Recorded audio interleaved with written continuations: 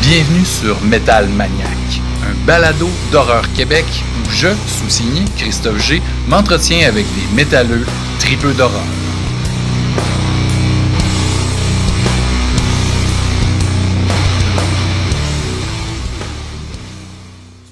Metal Maniac, épisode 6.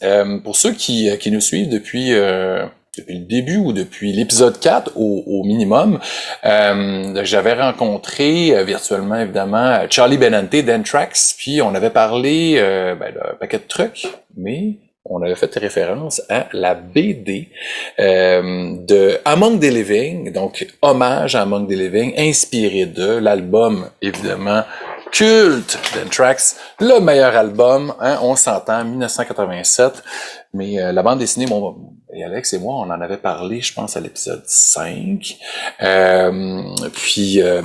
j'ai enfin pu mettre la main sur la copie physique avec les magnifiques illustrations d'un paquet de BDistes talentueux, d'illustrateurs.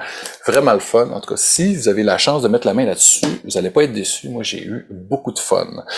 Donc, mais on est dans l'épisode 6. On a comme invité Carl Boorman, qui est un batteur métal qui a œuvré dans plusieurs bands locaux autour de Montréal. On pense à Downtrodden, Ayahuasca, mais surtout Dope Throne, band de sludge que moi et Alex, hey, salut Alex en passant. Salut! Moi et Alex, on est bien fans de Dope Throne. J'aime beaucoup le band depuis leur début, en fait, depuis le premier album. Mais avec Carl, évidemment, on a parlé d'un paquet de sujets. On a pu parler du vidéoclip de Thriller de Michael Jackson, hein, qu'on a tous aimé jadis étant enfants. Ben, ceux-là qui sont 35, 40, 50 et plus, là. On a parlé beaucoup de cinéma italien, parce que Boorman, c'est un gros fan de cinéma italien. C'est pour ça que je suis en train de montrer mon beau vidéodisque de Zombie, de Lucio Fulci, et j'ai mis un chandail de Suspiria, une casquette de Goblin, parce que Alex voulait nous parler de métal italien.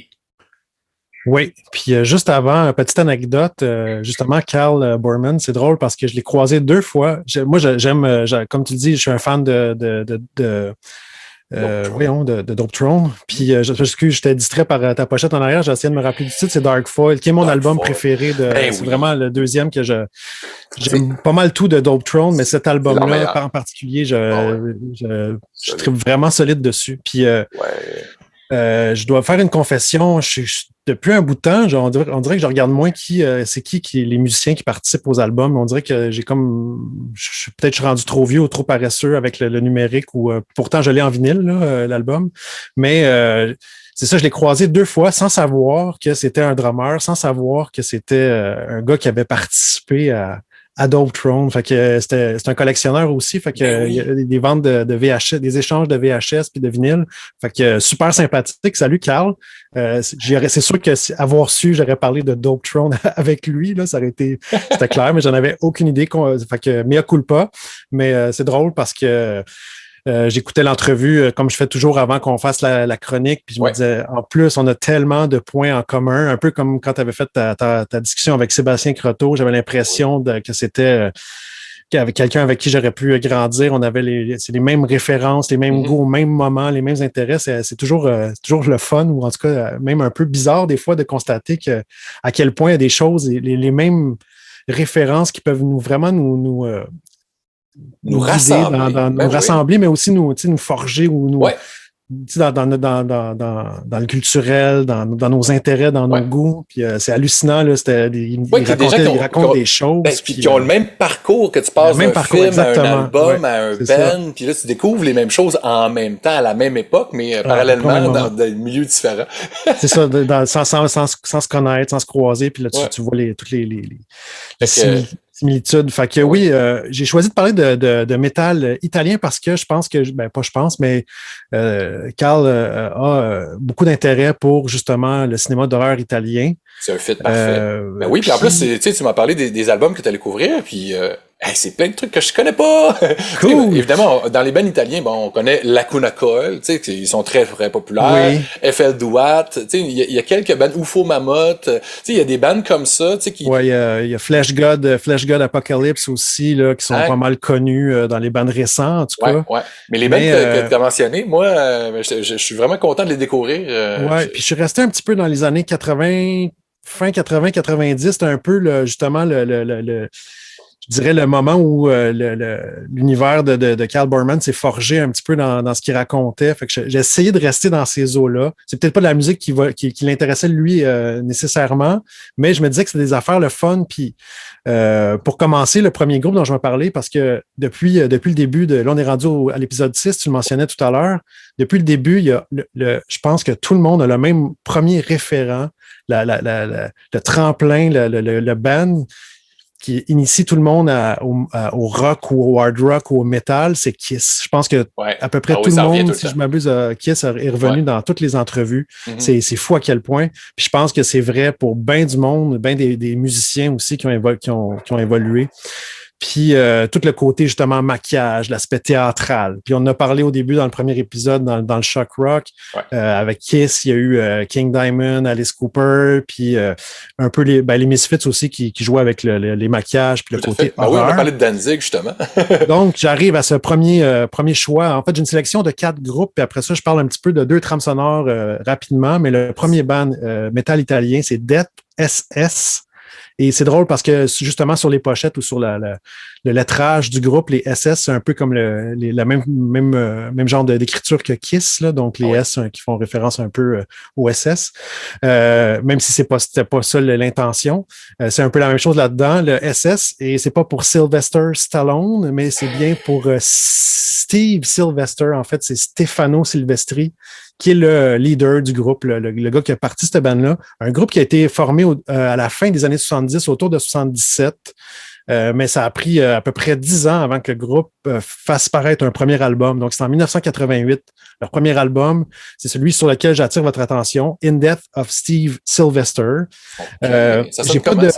Aujourd'hui, j'ai pas de pochette ou de disque avec moi. Je vais les faire apparaître comme je fais des fois, des images qui apparaissent à côté de moi quand on parle, pour ceux qui suivent la série sur YouTube. Donc, vous verrez les images un peu, ça va vous donner une idée, mais on est vraiment dans le théâtral, un peu comme Kiss, un peu comme plein de bandes black metal aussi.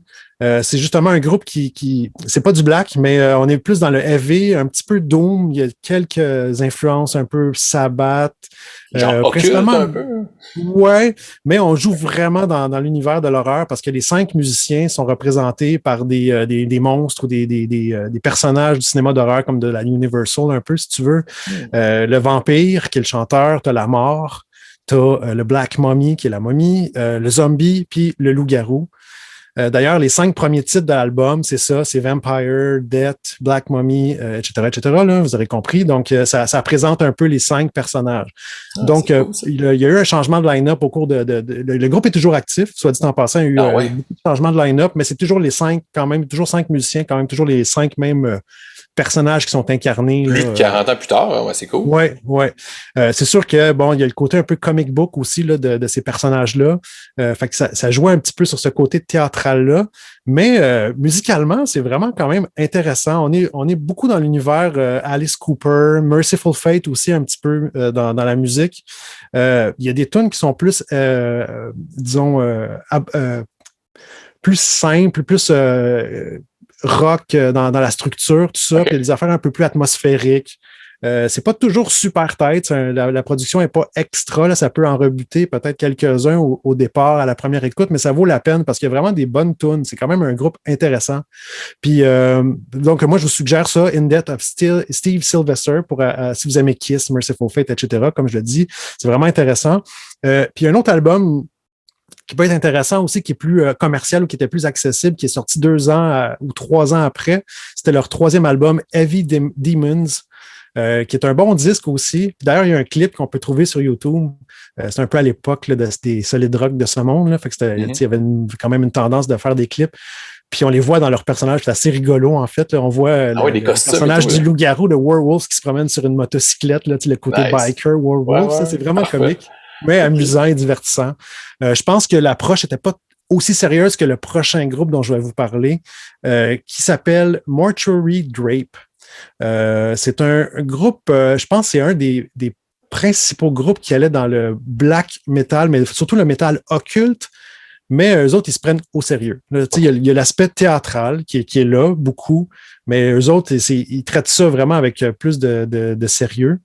Fait que là, on se retrouve quelque part musicalement entre Celtic Frost, Hellhammer. OK, puis ça, c'est quoi? C'est début années 80 aussi? Ou? Venom. Eux autres sont arrivés dans les années 80, mais le premier album est paru en 1994. Okay. Sauf que l'esthétique de la pochette est vraiment old school. On n'a pas l'impression que c'est un album des années 90. D'ailleurs, la pochette, je vais la faire apparaître, mais on dirait vraiment, on a l'impression là, de voir une image d'un vieux film de Fulci ou de... je ne sais pas s'il y en a qui... j'imagine que plusieurs connaissent le Manoir de la Terreur. Mm-hmm. Des espèces de zombies. Bon, là, c'est un corps en décomposition. Là, on voit comme un corps en décomposition avec des bougies, là, avec il y a une pierre tombale derrière. Tu sais, c'est très macabre, très, très cinéma italien d'horreur aussi, là. Et la première pièce, qui est une introduction d'à peu près 10 minutes, c'est comme on a l'impression là, qu'on écoute un film de Dario Argento. On a vraiment c'est très atmosphérique. Il y a des guitares électriques, mais pas de distorsion. Puis il y a une fille qui récite des genres d'incantations. C'est vraiment cool. Là. On embarque dans une atmosphère, puis après ça nous rentre dedans. Là. C'est vraiment très punk aussi, je dirais, comme production. Là. On est un petit peu plus près du black metal avec le côté crade, sale. Là. On se fout un peu de la production. Mais au-delà de tout ça, les solos sont hyper mélodiques. Fait qu'il y a toujours des interventions de solos qui sont vraiment... je ne sais pas comment l'expliquer, mais on est vraiment comme dans quelque chose de très, très mélodieux, très virtuose, un peu quasiment à la Malmsteen. Je pousse un peu, là. Randy Rhoads, mettons, là, un peu vieux Ozzy ou... Ouais, un peu ça. Okay. Un petit peu plus sophistiqué ou plus élaboré, mais il y a tout le temps le côté comme crade en arrière. C'est assez particulier, mais pour les fans de Mortuary Drape, puis même du métal occulte, c'est comme l'album ultime. Là. Ils n'ont jamais fait mieux que ça. C'est la référence pour ceux qui trippent métal occulte. On parle beaucoup, les thématiques, c'est vraiment, c'est ça, là. Sorcellerie. D'ailleurs, cet album-là s'appelle All the Witches Dance, donc toutes les sorcières dansent. Est-ce qu'il y en a sur Spotify, ces groupes-là? Ou on peut les entendre sur YouTube. Okay. On peut trouver les albums sur YouTube ou des extraits. Okay. Sur Spotify, je t'avoue que j'ai pas vérifié. Moi, c'est des albums que j'ai eu soit en CD ou que j'ai en numérique, là, qui sont dans ma bibliothèque, mais que je me suis jamais procuré en vinyle, ça parce que ça n'a pas donné. Ou des fois, les versions originales sont vraiment hors de prix parce que le côté. Il n'y a pas de grosse distribution, j'imagine, de ce côté-ci. Assez souvent, c'est des albums qui paraissaient en Italie seulement sur vinyle, là, sur support vinyle. Sinon, ça se trouve en CD quand même assez facilement, mais moi, je suis plus à la recherche des vinyles. Fait que. C'est comme dans ma liste, puis des fois j'attends les opportunités. Jusqu'à date, c'est pas arrivé. OK. Donc, Mortuary Drape, All the Witches Dance, c'est vraiment intéressant. Numéro 3, Sadist, avec l'album Above the Light. C'est un groupe qui est arrivé aussi au début des années 90. L'album est en 1993. Je te dirais que, en ce qui me concerne musicalement, c'est l'album qui m'interpelle le plus. On est dans le death metal avec un petit côté progressif. Je te dirais à la Pestilence. Tu sais, l'époque Death, pas Human parce que c'était plus gros comme son, mais Spiritual Healing peut-être un petit peu au niveau de la sonorité de la production. Mais sinon, on est plus dans Pestilence, mais beaucoup de claviers, de piano, d'atmosphère qui sont qui font référence, je trouve, justement beaucoup au cinéma italien. Un peu, il y a un côté un peu gothique, baroque même, là, avec des sons un peu de clavecin. Mais c'est un trio, des super bons musiciens. C'est un groupe aussi qui est toujours actif aujourd'hui. Ils font paraître encore des albums. Là. Avec un trio? Le dernier remonte à 2018. Ouais, trio. Un claviériste, puis un chanteur. En fait, c'est le chanteur, guitariste qui fait les claviers aussi. Un bassiste puis un drummer. Puis musicalement, c'est top. C'est sûr que la production date du début des années 90, donc c'est une sonorité. Je te dirais qu'au niveau du son, là, on se rapproche un peu de Sepultura avec Beneath the Remains. Au côté de la réalisation. Puis même certains riffs aussi, ça se rapproche un peu de ça. Puis la voix aussi, le côté, on on est un petit peu trash, mais plus vers le death, avec un petit côté technique qui est progressif, mais c'est pas progressif, genre ça part dans tous les sens, c'est vraiment beaucoup de changements de structure, mais ça se tient, puis il y a quelque chose de cohérent toujours. Là, moi, Above the Light, c'est vraiment un disque que j'ai toujours beaucoup aimé. J'y reviens de temps en temps, puis c'est vraiment... c'est sûr que la production, c'est moins proche de ce qu'on connaît aujourd'hui, mais ça vieillit bien musicalement. Cool, il faut que j'aille. C'est ça, Sadist avec un S. Hein, Sadist, S-A-D-I-S-T, D-S-T, excuse-moi. OK. S-A-D-I-S-T. Puis Above the Light. Cool.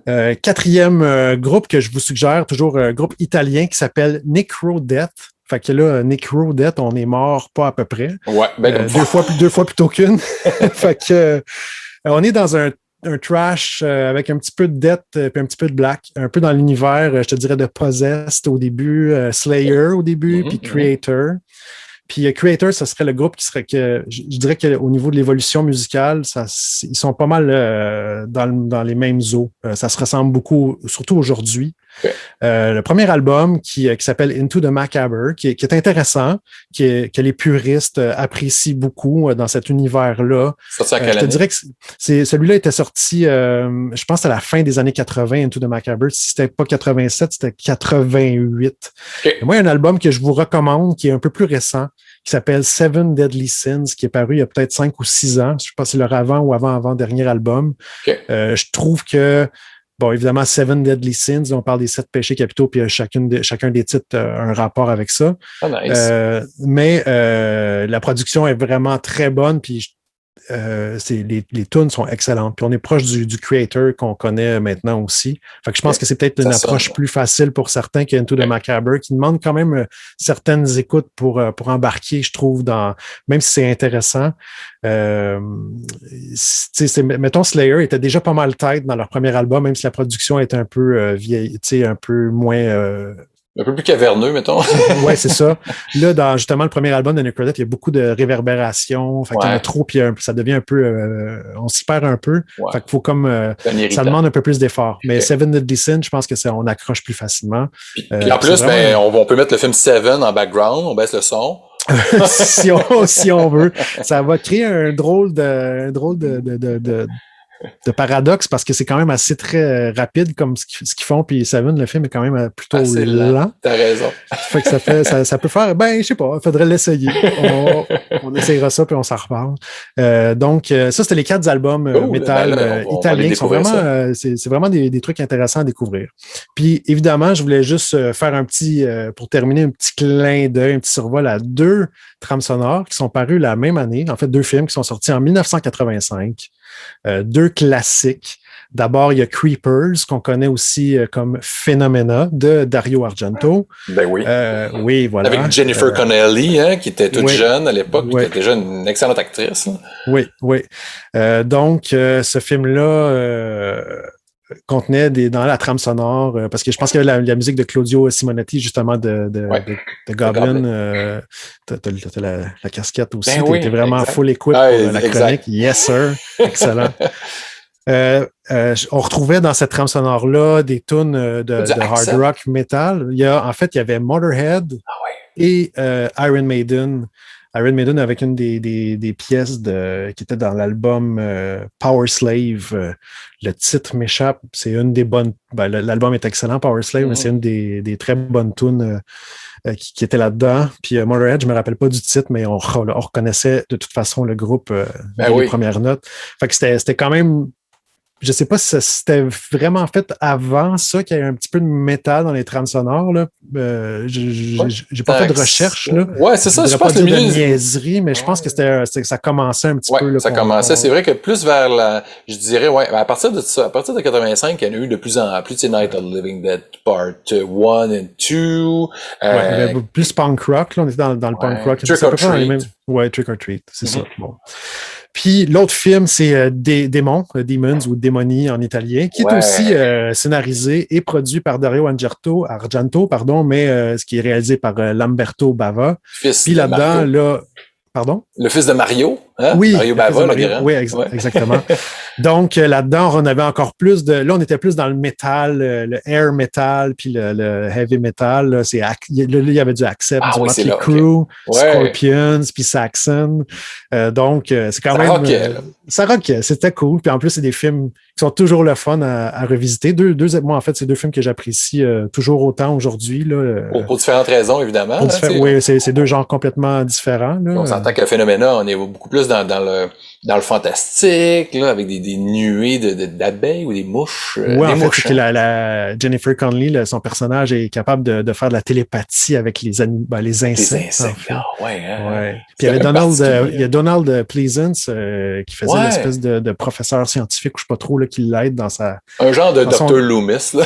Ouais, qui l'aide dans son enquête là, pour trouver le tueur. Parce qu'il y a un côté de Giallo qui reste tout le temps un petit peu dans même s'il y avait un côté très fantastique. Là, Puis là, Demons, on arrive dans quelque chose de complètement possession Evil Dead, très gore, exactement. Avec des gros maquillages là, bien beurrés, avec des dents pointues. Ouais, mais tellement un film le fun, puis divertissant, puis le film d'horreur dans le film d'horreur aussi, c'était vraiment cool, là, tout ça. Là. Je me rappelle pas si le deuxième film, la suite des Demons 2, qui était sorti peu de temps après, un an plus tard, je pense. Je me rappelle pas de la trame sonore, hein. Je suis pas sûr qu'il y avait du métal tant que ça. Non, en fait, c'est drôle parce que, c'est pas drôle, mais il y a un compositeur qui a participé à, je sais pas s'il il assistait Claudio Simonetti, où il faisait juste composer des extraits ou des bouts, mais c'est Simon Boswell, je pense, son nom, si je me trompe pas. Ouais, qui a fait Hardware, la trame sonore de Hardware. Exactement. Puis, à un moment donné, il s'est mis à composer plus de musique. Je pense qu'il collaborait, il y avait des interventions musicales qui étaient écrites par lui dans certains des films d'Argento et Bava. Puis, je pense que c'est lui qui avait eu la job de créer la musique pour le deuxième Demons, parce qu'il y a une ou deux de ses compositions qui se retrouvaient dans les trames sonores, je sais plus si c'est Creepers ou Demony. Ça fait du sens. Puis après ça, on l'a vu Stage Fright aussi, je pense, c'est lui qui de Michel Soavi, ça c'est bon. Ça. Exactement, ouais. C'est lui qui, je pense, qui avait écrit aussi la musique. Puis après ça, il en a fait plusieurs trames sonores de films d'horreur pour des films italiens, puis quelques films en européens, puis américains peut-être aussi. C'est un anglais, lui, je pense. Hein? Je pense que c'est un anglais. Ouais, c'est ça, ouais. Puis c'est très cool ce qu'il fait. J'aime beaucoup cet univers-là aussi. Plus électro, hein? Il est plus dans l'électronique. Ouais, il y avait beaucoup plus d'électro, mais un petit côté rock aussi des fois. Puis ouais, très intéressant. Fait que voilà, ça fait un petit survol d'un univers qui se retrouve dans les années 80, un petit peu 90. Oui, on est dans l'Italie, bord en bord, c'est vous allez voir pas les liens quand vous allez suivre l'entrevue. Là, oui, puis il va y avoir évidemment... Pourquoi j'ai sélectionné probablement ces bandes-là aussi. Là. Ben oui, puis une playlist que justement qui accompagne l'épisode, je vais essayer de... Là, je l'ai pas faite encore, évidemment, parce que là, je découvre tous ces artistes-là. Moi, c'est vraiment génial quand on a l'opportunité de découvrir des albums qu'on n'a jamais entendus, même si ça fait 30, 40 ans qu'ils sont sortis. Merci, Alex. J'ai bien hâte d'écouter tout ça. Toujours un plaisir, mon cher. Excellent. Fait qu'on s'en reparle la prochaine fois. Puis, on vous laisse, chers auditeurs, spectateurs, avec l'entrevue avec Carl Boorman. En fait, puis aussi, une petite parenthèse, merci encore aux gars de Dope Throne d'avoir permis d'utiliser une excellente chanson de leur band pour le jingle de Metal Maniac. Hein. C'est la musique qui ouvre, qui lit chacun de l'intro et l'entrevue et qui clôt chacun des épisodes. Donc, du bon Dope Throne bien des gros riffs lourds, sales et dégoulinants. Puis on l'a pas dit, les Dope Throne, dans les premiers albums, ils samplaient beaucoup de films d'horreur. Fait qu'on écoute les premiers albums, puis il y a plein de... C'est pas juste des films d'horreur, des fois c'est juste des trucs trouvés sur YouTube, vraiment, tu sais, comme le gars qui a pris trop de marijuana, là. C'est vraiment trop drôle. Mais un paquet de trailers de films d'horreur, là, avec des voix graveleuses, c'est du bonbon. Donc, allez écouter du Dope Throne, puis écoutez l'entrevue avec Carl Boorman, vous allez avoir du gros fun.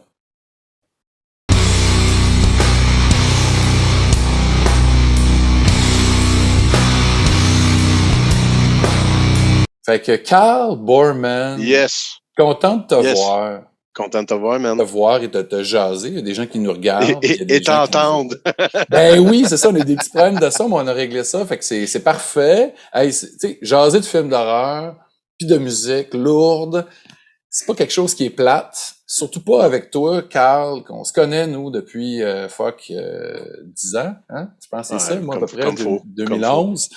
Fait que pour nos auditeurs, nos spectateurs, je vais faire une petite bio rapide de c'est qui ça, Carl Boorman. Gêne-moi pas trop, là. Ben non. Ben en fait, nous, on s'est rencontrés pour la première fois, c'est ça, ça doit être autour de 2011. Moi, j'ai des chums qui me parlent de Dope Throne.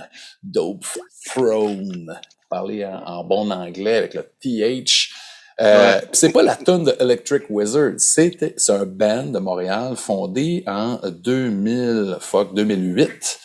Puis, toi, Carl, t'es arrivé dans le band à partir du deuxième album. Là, je vais montrer des disques pour ceux-là qui écoutent la vidéo. Le premier album, t'es pas dedans, mais le reissue vinyle, t'es mentionné parce que t'avais commencé à jouer avant que le deuxième album sorte.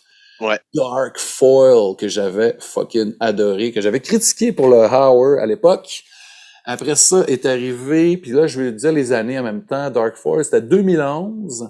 Puis j'avais des chums, là, justement, avant, quand le premier est sorti, j'avais des chums qui vous avaient pogné en show puis qui avaient vraiment trippé sur votre sludge bien gras, bien rock. Puis ils m'ont dit, écoute ça, on est allé voir votre band en show. Puis moi, j'ai pogné de quoi? Je pense que la première fois que je les ai vus, c'était au Café K.O. En haut, tu sais, maintenant, c'est rendu le Arcade Montréal, tu sais. Puis, ouais. Après ça, il est arrivé l'album 3, hein, autour de 2015. Puis, non, 2012. J'avais même fait un review pour Rumorg Magazine. Oh oui, je m'en rappelle. Ça, j'étais quand même assez content. C'était ma première parution dans le print de Rumorg.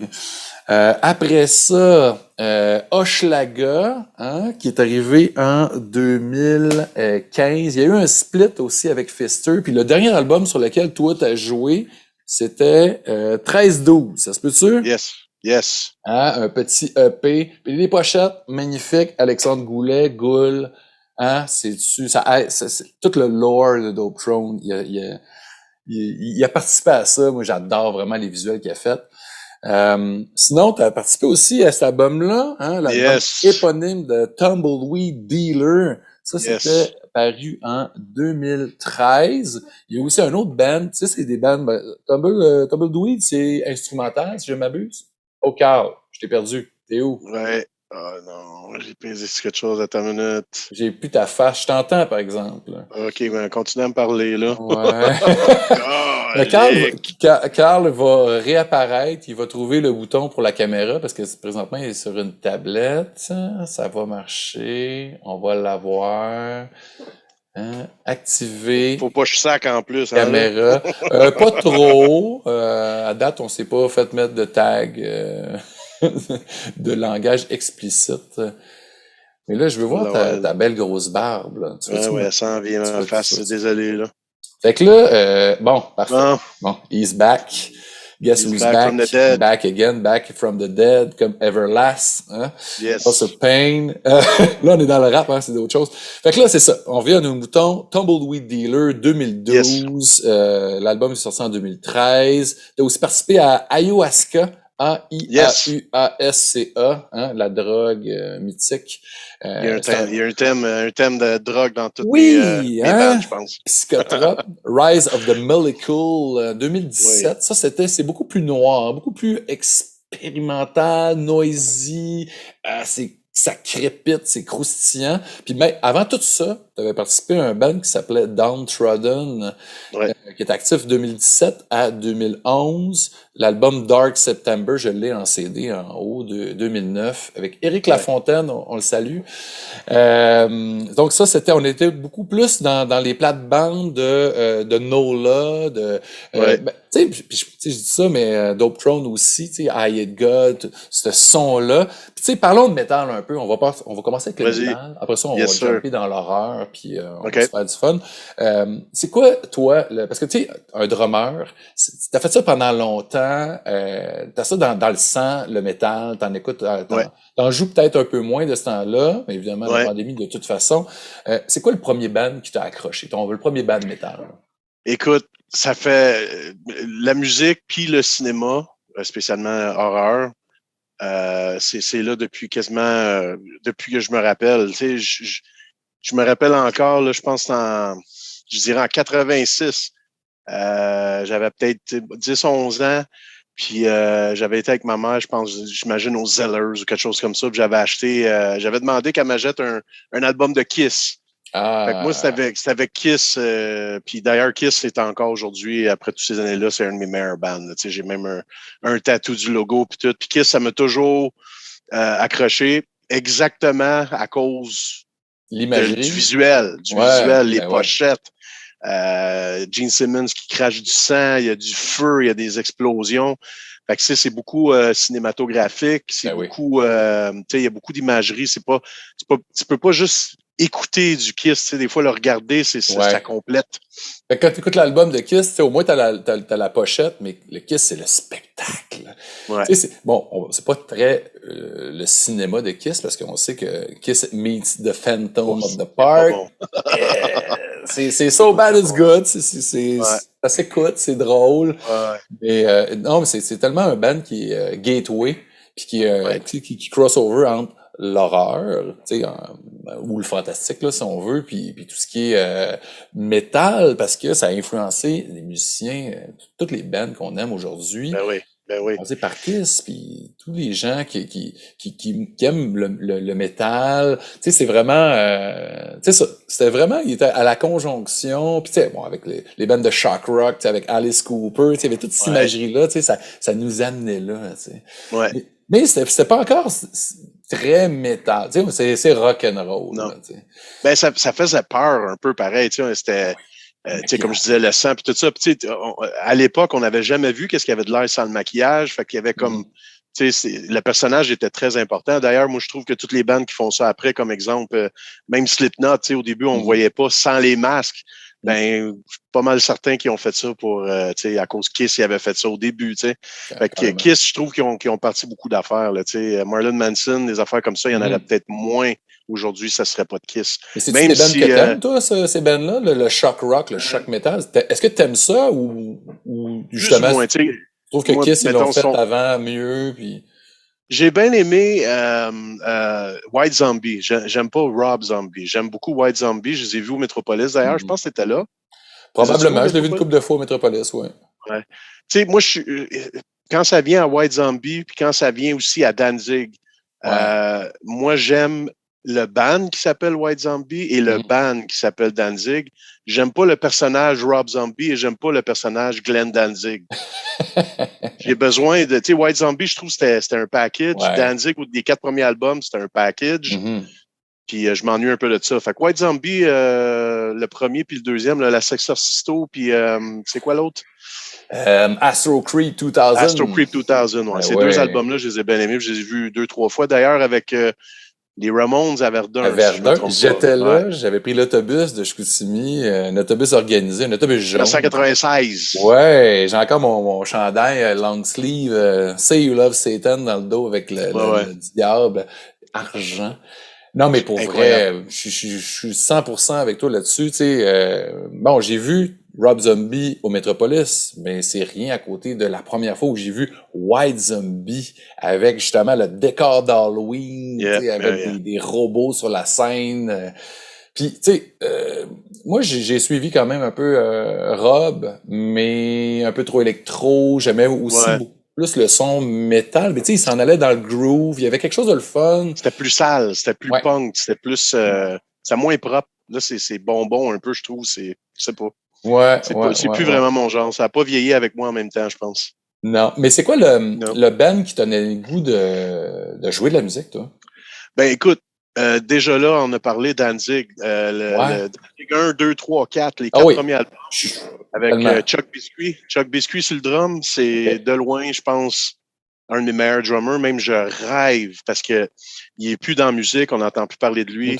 Mais d'ailleurs, il y a 5 ans, je pense qu'il y avait une rumeur sur Internet qu'il était mort. Puis il a fallu qu'il se fasse un compte Facebook juste pour dire non, je suis pas mort. Tu sais, c'est un Canadien. C'est un Canadien, c'est un gars de Vancouver. Il jouait dans des bands punk canadiens. Moi, j'aimerais ça le trouver pour faire une entrevue avec lui parce que sa façon de jouer, tu sais, c'est un petit drum, c'est minime, c'est à la AC/DC, tu sais, Moi, c'est ça que j'aime. Là. Sans flafla, là.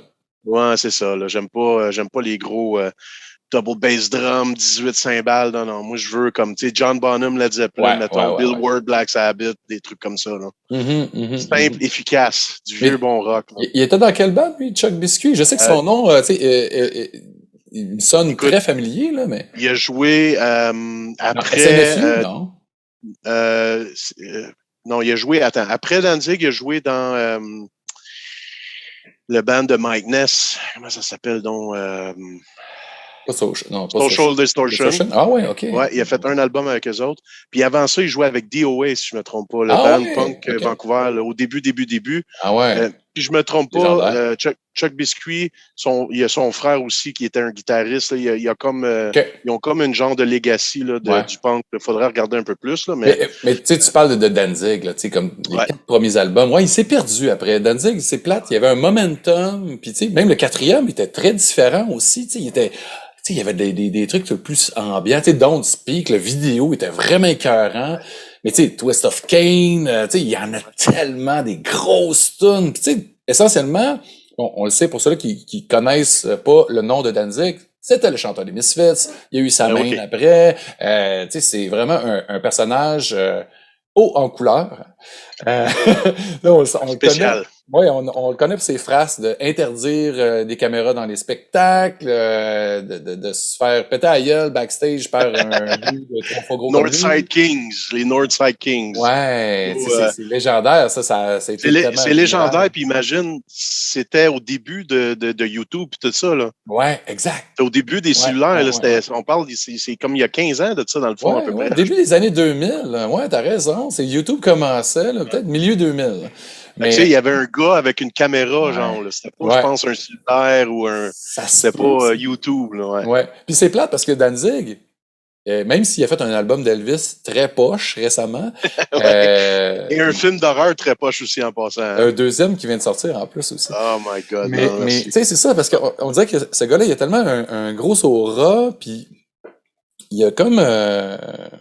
Il est doué pour se mettre les pieds dans les plats un peu. Ouais. Il y a tellement de bons albums. Pareil, tu sais, la dernière fois qu'il est venu à AV Montréal, c'était excellent. Pour vrai, là, c'était un excellent show. Il jouait en après-midi, en plus. C'est plus une grosse star, Danzig, hélas. Mais c'est une grosse star, excuse-moi. Dernièrement, as-tu vu les réunions de... avec Misfits, ouais. Wow. Puis là, en plus, quand t'as Dave Lombardo en arrière du clip, c'est ça.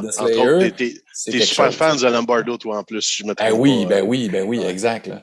Je l'ai rencontré, moi. Tu l'as rencontré, lui? Lombardo, je l'ai rencontré très brièvement à AV Montréal, en tout cas le 77, là, qui faisait le vendredi. Il était avec Suicidal Tendencies. Yes. Puis, il faisait un truc avec Monster, là, il était commandité, puis là, il faisait un signing. Fait que t'avais tous les gars de Suicidal, puis il y avait même le guitariste Ben Wyman, là, qui était dans Dillinger Escape Plan, qui était dans le band. Puis, en tout cas, il était tout là. Mike Muir. Puis, oh my God, yes sir, man. J'ai amené Haunting the Chapel, qui appartient en vinyle, qui appartient à ma blonde, ma femme, mon épouse, que tu connais bien. Bonne fête c'était en fait semaine passée avec son gâteau Slayer, justement. Oui, effectivement. Ton histoire. Oui. On a des insights parce que, bon, évidemment, on se suit sur Facebook. Ça fait longtemps qu'on ne s'est pas vu en vrai, hein. C'est ça que ça fait, tout ça. La dernière fois qu'on s'est vu en vrai, tu m'as donné une 60aine de DVD boîte jaune. Ouais, ben c'était ta collection en plus. On en reparlera. Ben oui. Fait que toujours est-il que Dave Lombardo, personnage important aussi de la culture métal. C'est fou ce gars-là, c'est une machine. C'est de valeur qu'il n'a pas pu se raccommoder avec ses anciens collègues pour faire des derniers shows, des dernières tournées, tu sais, même si, bon, les nouveaux dudes sont solides, là, Paul Bostaph, quand même, tu sais, il fait bien ça, mais Lombardo, là, Slayer, man, toi, quand t'as écouté Slayer la première fois, t'as dû capoter ta vie, là? Ben oui, moi, j'ai commencé à écouter Slayer quand même il y a longtemps, écoute, puis même Lombardo, je l'ai rencontré, je pense, il y a 20 ans, il était venu au Steve Music dans la section drum, puis il signait des bâtons de drum. Est-ce que tu jouais déjà du drum à l'époque? J'ai commencé à jouer du drum à 16 ans. Je vais avoir 48. Okay. Ça fait longtemps que je joue du drum. Tu avais déjà commencé, donc. Ouais. Oh, ouais. Moi, Slayer, j'ai commencé à écouter ça quand Season in the Abyss est sorti. J'étais allé acheter l'album. Ouais. Moi aussi, j'ai commencé ça tard, moi, quand même. Là, c'est cet album-là, moi, qui a été. C'est comme leur album commercial, même si c'est pas commercial, Slayer. Là. Ouais, j'avoue. Moi, j'ai commencé vraiment à acheter beaucoup d'albums, je dirais, à partir de 1987. Je me rappelle d'ailleurs que j'ai acheté 3 albums, puis je vais te dire les 3. J'ai acheté U2, Rattle and Hum.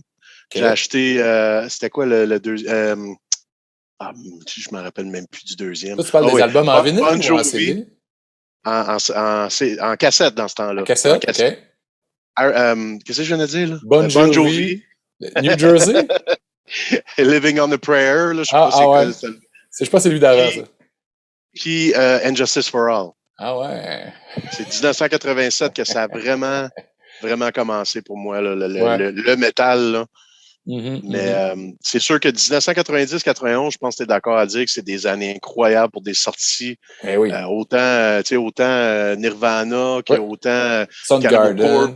Oui. Il y a eu plein. Oui. Même on parlait de rap tantôt, vite, le House of Pain. Mais House of Pain, toutes ces années-là, le 90, 91, 92, c'est des années incroyables. Je suis tellement content. Mais tu sais, tu dis ça, mais c'est parce que l'âge qu'on a, tu sais, on est dans la quarantaine, tu sais, toi, fin, moi, milieu, puis tu sais, c'est des années qui sont importantes pour nous parce que c'était notre coming of age. Tu sais, c'était notre adolescence. Fait que là, tu sais, ça, là, c'est ça. Fait qu'on est comme condamné à aller réécouter ces albums-là toujours, même si moi, j'essaie de rester à jour puis écouter des trucs plus récents, des mentors, des bands qui sortent aujourd'hui.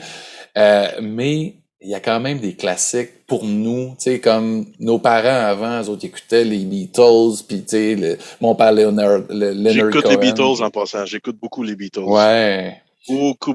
Mais c'est ça qui est le fun en vieillissant, c'est parce qu'on recule beaucoup plus aussi. On écoute qu'est-ce qui a influencé les bands qu'on aime, tu sais, c'est ça qui comprend. Ouais. On comprend la musique mieux. On les entend, là, les petits bouts. Hey, ça, là, c'est... Ou même, tu sais, moi, j'écoute, tu sais, puis là, c'est un podcast métal horreur, là, mais j'écoute les Beastie Boys, puis j'entends les samples de Led Zeppelin, tu sais, là, j'en découvre même. J'ai eu récemment, c'était ma fête, mon chum m'a acheté Black Sunday de Cypress Hill. Puis il y a un sample, puis un sample de The Wizard. Sabbath, puis je l'avais jamais entendu parce qu'ils l'ont tellement bien loupé, j'avais rien compris. Puis mon chum me dit, t'as-tu déjà remarqué ça? Il y a du Sabbath là-dedans, tu sais, c'est... Hey, j'avais posé une couple de questions pour que tu te prépares pour l'entrevue, parce que, tu sais, on peut parler de films d'horreur, tu sais, puis passer d'un film à l'autre, puis tu sais, ça finit plus. Mais moi, je trouve ça le fun de jaser de musique un peu sur cette plateforme-là que j'ai, Horreur Québec, le site web sur lequel j'ai mon podcast. Il y a un petit peu de musique là-dedans, puis c'est quoi les liens entre le métal puis l'horreur, parce qu'il y en a depuis tout le temps. Puis moi, je connecte ça, puis je pense que c'est même Phil Anselmo qui me dit, tu sais, Black Sabbath, tu sais, ça vient du film de Mario Bava, tu sais, juste le nom, là, il y a comme cimenté tout ça ensemble à la base, t'sais. Mais, tu sais, tout le monde a sa définition différente de c'est quoi l'horreur, c'est quoi qui ferait de la bonne musique de film d'horreur, c'est quoi qui est dans la musique qui est le plus horrifique. Puis je t'ai posé cette question-là, puis tu m'as garoché une couple de trucs qui sont le fun, tu sais. Puis c'est pas des, tu sais, Tool Sober, ce vidéoclip. Là. Toi, tu te rappelles de la première fois que tu as vu ça à Musique Plus? Ouais, à Musique Plus, j'ai encore une cassette VHS à quelque part, parce que je suis sûr que tu faisais pareil comme moi, les vieux, comme nous autres, tu disais, là. Quand c'était Solid Rock ou je sais pas quoi, là, c'est quoi, Much Music Power Hour ou je sais pas quoi, c'était quoi déjà, là? Je sais pas, j'écoutais pas Much Music, mais mettons New Music, puis t'avais aussi, c'est ça, Solid Rock avec Paul Sarrazin. Peut-être ta cassette VHS dans ton VHS, puis tu faisais record, puis t'espérais que tu étais pour enregistrer quelque chose de bon. Puis c'est exactement là où j'ai vu la première fois la vidéo de Tool. D'ailleurs, je les ai vus en show pas mal dans ce temps-là aussi, l'une des premières fois qu'ils sont venus au Métropolis. Ah ouais. Je les ai revus cette soirée, c'est pour ça que je voulais t'en parler, parce que j'ai été voir Tool c'est en 94, je pense, à Toronto, à Canada's Wonderland. Ah ouais. Tu sais, c'est genre comme ici, là, comme la ronde, mettons, c'est à peu près fait de même, là. Ouais. Tu avais le droit d'aller au manège puis tout, mais il y avait le show. Puis c'était Snoop Dogg, Korn, puis Tool. Hey, c'était pas Lollapalooza, genre 80... Je pense pas que c'est Lollapalooza. Je pense Avec pas. Snoop? Ah ouais, fuck, man. Korn aussi, là. Ouais. C'était vraiment éclectique comme line-up. C'était vraiment bon, là. Moi, j'ai adoré. Tool, puis d'ailleurs, on parlait de drummer, le drummer Tool, là. Oui. Dan Carey, là, c'est une machine. C'est ça que je disais tantôt, que j'aime la simplicité dans le drum, mais quand je regarde Carey jouer du drum, il est simple, mais il est compliqué en même temps, puis ça me donne le goût de l'écouter. Il y a un flow. C'est comme si c'est la méditation. Ça n'a pas de l'air compliqué quand il joue. J'adore son drumming, sérieux. J'adore. C'est ça, tu sais, ils font du prog, mais ça coule tellement bien que, tu sais, ils ont vraiment un flow particulier. C'est pas assuré. On dirait que, tu sais, ils passent justement d'une rythmique, puis là, ils accélèrent, puis tu sais, ils t'amènent à des places. C'est plate que, tu sais, ça a pris vraiment du temps avec une sorte un album. Moi, j'avais comme perdu l'intérêt, moi, avec le dernier, là. J'étais comme, ah ouais, ils sortent un album 15 ans après. Bof, je sais pas. Ouais, mais je pense que à l'époque, Maynard, il est bien occupé. Je pense qu'il y a un vignoble. Le vignoble, c'est ça. Il boit du vin. Un restaurant, il fait du jujitsu, tout, là. Fait que, il y a une famille aussi. Fait que, tu sais, dans le fond. Mais le dernier album, il est quand même bon, là, je trouve. Moi, c'est la production de ces albums. J'ai pas trouvé ça mauvais, là. C'est juste que j'avais quand même un peu perdu intérêt pour ce genre-là, que j'ai vraiment beaucoup aimé, comme toi, des années 90. Tu sais, fuck. Puis on en parlait avec Jean-François Rivard, premier épisode, puis cool, les vidéoclips, quand c'était des boss clips à Musique Plus, puis là tu capotais, c'était l'événement, puis là tu voyais ça, puis ils sont même pas dans le vidéo, ils font du stop motion à la Brother Quay ou Jan Zwegmeier, tu sais, d'animation fucked up européenne, tu sais, inspirée d'eux, puis tu sais, on sait que Adam Jones, il a travaillé dans le cinéma, tout ça, c'est fucking cool. Sinon, ben, tu m'avais parlé d'un autre vidéoclip qui t'avait marqué, qui est un petit peu avant aussi, d'un certain Michael Jackson, hein, le vidéoclip de Thriller, tu sais. On peut pas parler on peut pas parler de musique puis d'horreur puis pas parler de Thriller, tu sais. Non. Moi, je me rappelle encore la première fois que je l'ai vu, le vidéo Thriller, quand ça avait joué, je pense que c'était à MTV dans le temps. Mon père, il avait pris MTV, je me rappelle, Puis j'avais vu ça, j'étais comme what, tu sais. Puis après ça, j'avais le vinyle, puis là je lisais les paroles, puis là, tu sais, là j'avais compris, tu sais, c'est quoi Vincent Price, il fait des vocales dans cette tune là. Il fait la narration. C'est qui Vincent Price? Puis après ça, je suis fuck, c'est Dracula, puis là c'est là que c'est comme lui, puis non, ça m'a vraiment, j'adore encore cet album là. Sérieux. Ah oui. C'est un très bon album. Puis c'est ça qui, tu sais, dans la vie, faut. Tu sais, Michael Jackson, on le sait, là, qu'est-ce qui est arrivé, là. Une existence assez étrange, assez en dents de scie. Bon, il a clairement vécu des trucs assez weird, des abus étant jeune. Il a reproduit ça aussi, puis il est mort fucking jeune, bourré de pilules. Mais il a créé de la musique incroyable. Puis, tu sais, il y avait personne qui avait fait des vidéoclips comme lui avant, là. Non. Tu sais, c'est qui a réalisé ça, ce clip-là? John Landis. John Landis, tu sais, c'est juste incroyable. C'est pas très métal, on s'entend. Parce que Michael Jackson, c'est un fan de American Werewolf in London, si je me trompe pas. Puis c'est qui a fait ce film-là? Lui, je veux qu'il fasse mon vidéo. Puis d'ailleurs, moi, je cherche, puis je sais que tu l'as, toi, la cassette VHS du Making of. Là, ça, je comprends pas. J'ai vérifié sur le net, là, puis ça a sorti en DVD à quelque part dans le monde, là, mais ça n'a pas sorti dans le marché nord-américain. Non, exact. Pas at large. Ils l'ont fait en cassette, puis ils l'avaient fait aussi à l'époque en vidéodisque. J'ai pas pensé à le sortir. Ça, c'est des vidéodisques. Non, mais je suis jaloux de celui-là, que tu sais. Très jaloux, je le vois plus tantôt. Là. Ouais, les vidéodisques, là, moi, c'est mes petits trésors. Hey, j'en écoute, là. Récemment, j'ai acheté. T'as la machine puis tout, là? Oui!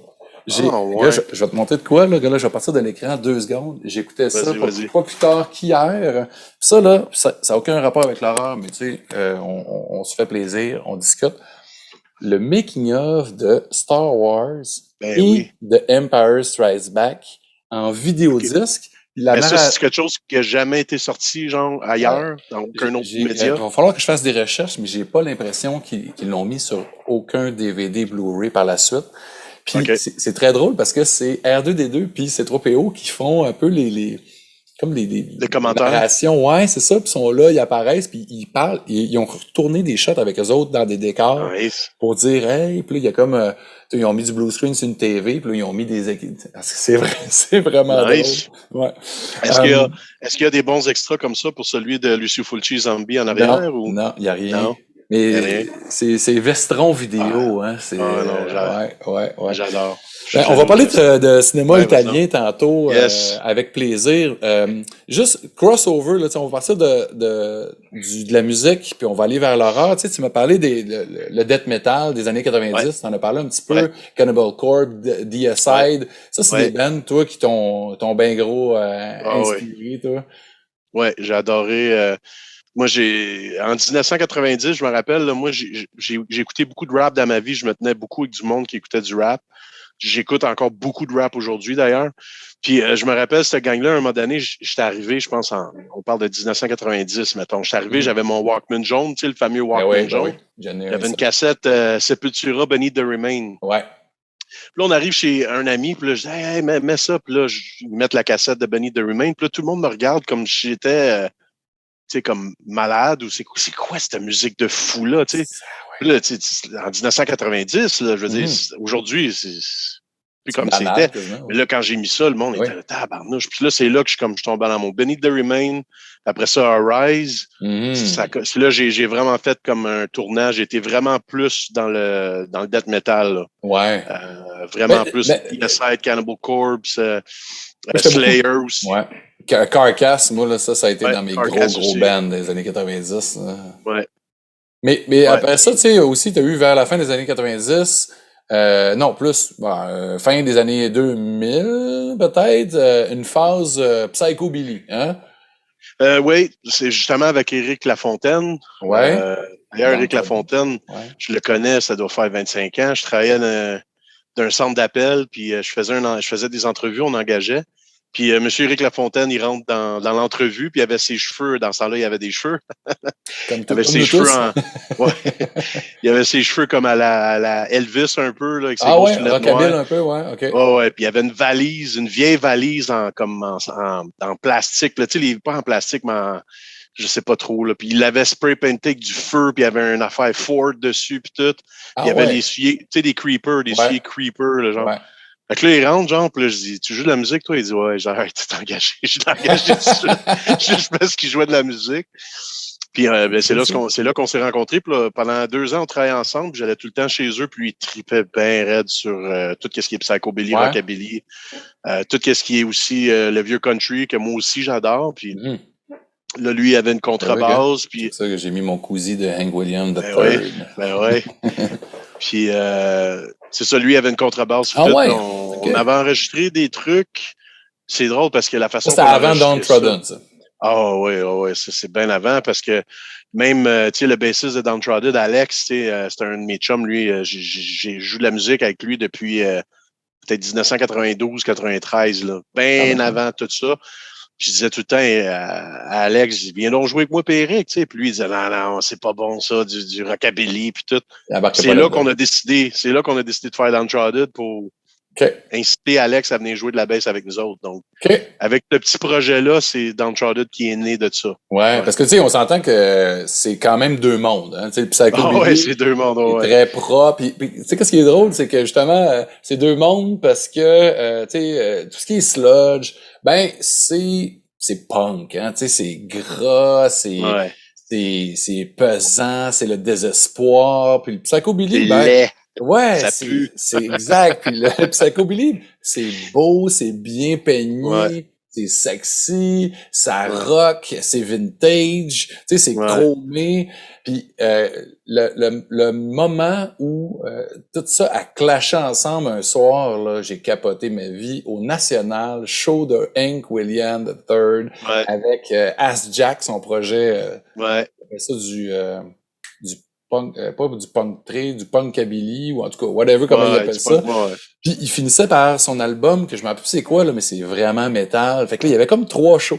Fait que là, t'avais toutes les chromés rockabilly qui étaient là au début, puis là, qui dansaient, tu sais.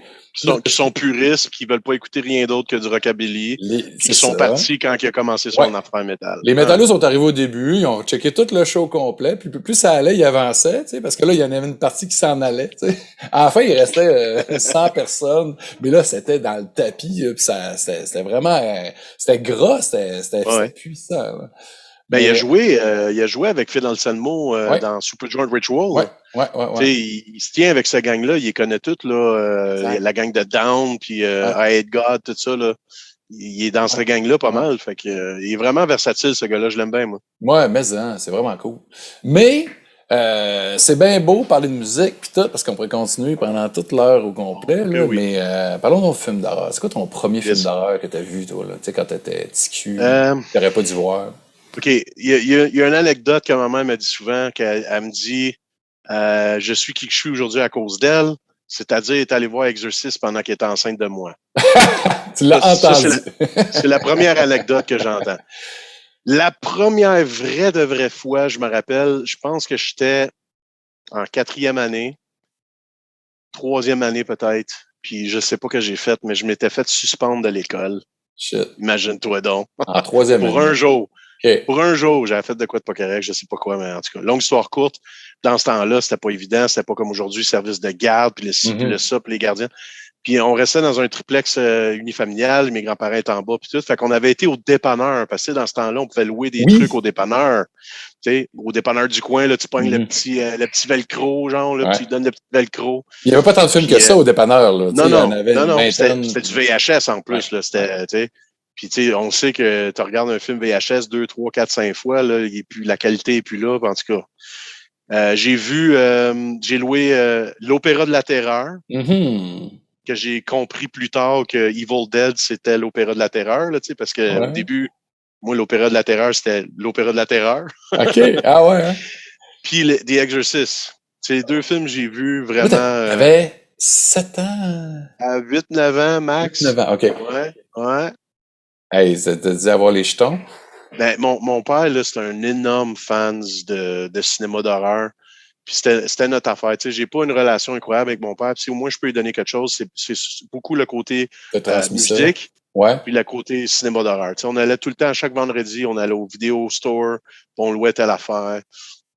Tu sais, je me rappelle encore quand la première fois que j'ai vu Demons, là. Ah ouais. On l'avait loué à cause de la pochette. Tu sais, la vraie cool pochette, là, VHS. On l'avait loué, on avait regardé ça. J'étais comme, wow, tu sais, en plus. La pochette, là, avec les 3 silhouettes, là. Ouais. Tu sais, avec le soundtrack de ce film-là, en plus, avec du Motley Crue, du ci, du ça, tu sais. Moi, j'étais comme, wow, man. Tu sais, c'est pas des zombies, c'est des vampires, mais c'est pas des vampires, c'est des zombies, c'est des. Tu sais, on dirait que c'est un peu Evil Dead aussi. Demons, j'avais vraiment aimé ça. Mais mon all-time favorite, tu sais, puis je l'ai ici, tu me dis d'amener des exemples, je l'ai. Je l'ai encore ici, là, tu sais. Puis, avec la signature de Bruce Campbell, parce que j'ai été le rencontrer. Ah ouais! Au Comic-Con? À Rumog. Ah ouais, à Toronto. En 2007, peut-être. Festival of Fear. Festival of Fear. Nice. J'ai été faire signer ça. C'est drôle parce que moi, j'ai la même cassette que toi, que j'ai pogné dans des collectionneurs, un échange à un moment donné, puis j'ai fait signer par tout le cast, sauf Bruce Campbell. Moi, j'ai Bruce Campbell, puis j'ai Tom Sullivan aussi. Je sais pas si ça voix. Tom Sullivan, lui, il l'a signé. Il l'a signé quand j'avais Evil Dead the Musical. C'est ça. Moi aussi, je l'ai fait signer. Festival Juste pour rire, si je me trompe pas. Ouais. J'ai été voir 3 fois, moi. 2 fois? Ouais, 2 fois, pas dans le Festival Juste pour rire. C'était venu une année, puis ça a revenu l'autre année d'après. Fait que c'était pas les mêmes acteurs puis tout. Fait que je l'ai vu 3 fois. D'ailleurs, avec La Fontaine. Ouais, hein? Ben, Evil Dead, c'est un classique, là. Oublie ça, là. T'as le poster en arrière de toi. J'ai pas mal tout sur Evil Dead. J'ai les vinyles, j'ai tout. J'adore Evil Dead depuis le début, là. Ah ouais. C'est un film, la série que je regarde 2 fois par année. Ouais. Écoute, j'ai regardé sur Netflix parce qu'il est sur Netflix, fait que tu peux le regarder quand ça te tente. Ouais. plus ou moins embarqué, mais je serais curieux de retourner un peu voir, mais j'aimerais ça qu'il laisse aller. Là. C'est le passé, passer à autre chose. Je connais un peu des. Ouais, ça me dérange apparemment, pas. ils en font un autre, là, apparemment. Un film, là, Evil Dead Rise, je crois. Ouais, quelque chose de même. Je sais pas. Moi, ça me dérange pas. Tu sais, moi, je suis quand même, je laisse la chance aux coureurs quand ils veulent faire une suite, un remake. Why not? Tu sais, comme là, il va y avoir un Texas Chainsaw Massacre, là, qui va sortir sur Netflix, on sait pas quand. Produit par, justement, Fede Alvarez, là, qui a fait le remake de Evil Dead, là. Il produit ce film-là. J'ai l'impression, tu sais, ça risque fort probablement d'être pourri, là, nul à chier, mais il va falloir que je le voie, là, tu sais, parce que moi, ma franchise préférée de tous les temps, puis je le dis tout le temps, là, le monde va trouver que je radote, c'est de Texas Chainsaw Massacre, là. Mais d'ailleurs, juste parce que tu viens de dire ça, je le dis encore une fois, merci de m'avoir invité quand on a été voir, c'est le 40e anniversaire de Texas Chainsaw Massacre. À Fantasia? Ah ouais. À Fantasia, tu m'avais invité. Toby Hooper. Puis à la fin, ils disent, OK, bon, on a un spécial Texas Chainsaw Massacre 2 aussi, là, tu sais. Il avait mis Texas Chainsaw Massacre 2 aussi. Ah ouais, pour vrai? Je me rappelle pas de ça. Hey, c'est malade, pareil. Là. Non, mais hey, c'est du bon. Bon, c'est le fun d'aller voir des films en salle aussi. Tu sais, on aime ça écouter ça dans le confort de notre chez nous, tu sais, dans nos bebelles. Moi, j'aime ça popper un vidéo 10, une VHS, un beau Blu-ray, ça sort bien, mais tu sais, au cinéma, là. En plus, si le réalisateur est là, oublie ça. Là. T'as-tu un réalisateur préféré, toi? Ben, je dirais Lucio Fulci, moi. Ah ouais, hein? Ouais. Pourquoi?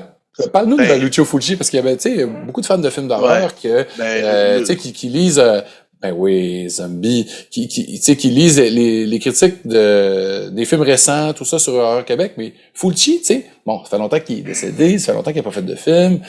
Parle-nous de Fulci. Comment tu le décrirais, toi, pour quelqu'un qui le connaît pas du tout? Ben, écoute, tu sais, c'est, juste pour te dire, là, Fulci, quand il a fait justement ce film-là, Zombie. 1981? 80? C'est, non, mais 1979, je me trompe. 79 peut-être, ouais. C'est ça, sa bonne période, ça, ouais. Parce que quand il a fait ce film-là, apparemment, ça a vraiment marché, puis on fait vraiment du profit. Mm-hmm. D'ailleurs, là, tu sais, c'était à peu près en même temps que Dawn of the Dead, là, puis il y a eu pas des chicanes, mais en tout cas, il a fallu qu'il change des noms dans certains... En fait, ce qui est arrivé, là, c'est que lui, il a sorti son film sous le nom de Zombie 2 en Italie parce que le film de Romero, Dawn of the Dead en Italie, s'appelait Zombie. Puis là, les Italiens étaient forts là-dessus de faire de simuler des suites. 2, 3, 4, 5, 6 même. C'est ça, pour essayer de faire une pièce ou deux, mais ça a marché. Ouais. Mais Fulci, c'est pas Romero. Fulci, c'est un peu cinglé, Fulci. Ben oui, mais c'est tellement... toute la cinématographie, la façon qu'il filme, les effets... Tu sais, on se le cachera pas, là. Les bons films de Fulci, il les a faits avec une bonne équipe. Ouais, ben oui. C'est tout le temps, c'est à peu près tout le temps le même gars qui faisait la musique, le même gars qui faisait les effets spéciaux. Fabio Freddi, ses meilleurs films. Ouais, c'est ça. Fait que, tu sais, tous ces films-là de cette époque-là, moi, je parle, mettons, Lucio Fulci, Zombie, Beyond. House by the Cemetery. House by the Cemetery, puis j'aime bien aussi le film... Manhattan Baby. Ouais, je l'aime pas pire. Je l'ai acheté en Blu-ray dernièrement, puis c'est un bon film. Il manque... Si c'est un fan de gore, il n'y en a pas incroyablement beaucoup. Non, c'est ça, il est plus smooth, ça. C'est quoi le premier film? Il y a City of the Walking Dead aussi. City of the Living Dead, que Living Dead, ouais. Ah, j'ai un blanc, man. Comment ça, j'ai un blanc? J'adore ce film-là. Ben, t'as The New York Ripper. New York Ripper, mais c'est pas ce film-là que je le dis. Voyons, Colin, j'ai un blanc. Je vais essayer de me rappeler. Don't Torture a Duckling. Duckling. Celui-là, là. Ouais. Tu l'as-tu vu? Tu l'as vu, ce film-là? Oui, mais je pourrais pas te conter l'histoire. Ouais. Il est plus giallo, hein? Ouais, mais revoilà. Il y a 2-3 scènes là-dedans, là. Ouf! Puis, tu sais, où est-ce qu'ils ont filmé? Où est-ce qu'ils filment? C'est ça l'affaire, les Italiens. Des fois, les Américains, il faut qu'ils recréent des affaires. En Italie, ils ne recréent pas. Ils font ça direct dans plein de places. Des châteaux qui existent pour vrai. C'est ça que j'aime, moi. C'est la musique aussi. La musique est incroyable. Le gore, il est incroyable, même si il est peut-être un peu passe daté. Des fois, si tu le regardes en 2021. Ouais. avec tout ce qu'on voit aujourd'hui. Je sais pas. C'était tellement. J'ai pas le bon mot, là, outrageux, provocateur. C'était tellement dans ta face. Là. Il voulait nous dégoûter. Il voulait faire un film d'horreur. Là, puis il allait, juste dans. C'est-tu justement dans City of the Living Dead que la fille a dégueulé ses tripes? Ouais. C'est ça. Ça, ce moment. Puis avec le splinter dans l'œil. C'est. Le film commence avec le. Non, c'est-tu de Beyond que le film commence avec le prêtre qui se pend? Non, c'est City of the Living Dead encore. Encore, ben. The Beyond, c'est le gars qui est accroché de même à New Orleans, là, dans les années 1700, puis il se fait cogner les clous dans les mains. Il se fait fouetter avec une chaîne, là. Puis, d'ailleurs, ça, c'est un des meilleurs films, je pense, à Phil Anselmo, juste pour te dire. Puis, sur le Blu-ray, il y a justement un de ses projets, là, il avait sorti un projet horreur un peu, là. Je me rappelle pas c'est quoi le nom, là, mais il y a une vidéo, justement. Necrophagia? Necrophagia, c'est ça. Puis, il jouait de la guitare, là, puis... Ouais. The Beyond, c'est vraiment un chef-d'œuvre. C'est son meilleur. C'est mon préféré, en tout cas. Ouais, ben, change d'idée, mais ouais, c'est dans mes meilleurs. Des fois, c'est Beyond, des fois, c'est Zombie, des fois, c'est... Moi, je pense parce que The Beyond, c'est celui-là qui a des images qui sont les plus belles. Tu sais, t'as le personnage de l'aveugle avec son chien, t'as la séquence finale aussi, tu sais, quand tu te rends compte qu'il y a des cadavres partout, puis t'as les deux personnages qui sont devenus des zombies, puis tu sais, il y a vraiment, puis la musique de Fabio Frizzi. Fait que tu sais, il y avait comme une poésie, un peu, des fois, entre deux séquences ultra gore et dégueulasse. Tu sais, à l'aveugle, elle se fait arracher la gorge par son chien. Tu sais, c'est comme, tu fais comme, what? C'est over the top. Puis moi, je trouve que c'est de l'art. C'est incroyable. Oui. C'est tellement bien filmé. Les Italiens, il y avait quelque chose, tu sais, que les Américains auront jamais. Tu sais, il y avait comme une espèce de je sais pas, tu sais, quand on parle aussi de Dario Argento, qui était dans le Technicolor, qui faisait des films avec des couleurs d'incroyables, puis l'histoire, c'était un peu secondaire, tu sais, il faisait des belles scènes, puis après ça, bon, on essaie de mettre ça ensemble, puis, tu sais, Fulci... Dario Argento, c'est plus comme du ballet, puis on dirait c'est du théâtre, c'est théâtral, c'est quasiment comme la Mona Lisa, là, c'est des peintures, c'est vraiment artistique, c'est sûr que pour ça qu'on dirait que le Fulci, c'est plus punk. Tu sais, il est plus. Puis Dario, il est plus jazz. Puis tu sais, on dirait il est plus. C'est vrai. Dario, il est incroyable. D'ailleurs, tu as une casquette de Goblin. Cette bande-là, c'est toujours connecté avec Dario Argento. Puis Dario Argento, justement, quand je me suis marié, d'ailleurs, aujourd'hui, c'est mon anniversaire de mariage, même si je suis séparé depuis 8 ans.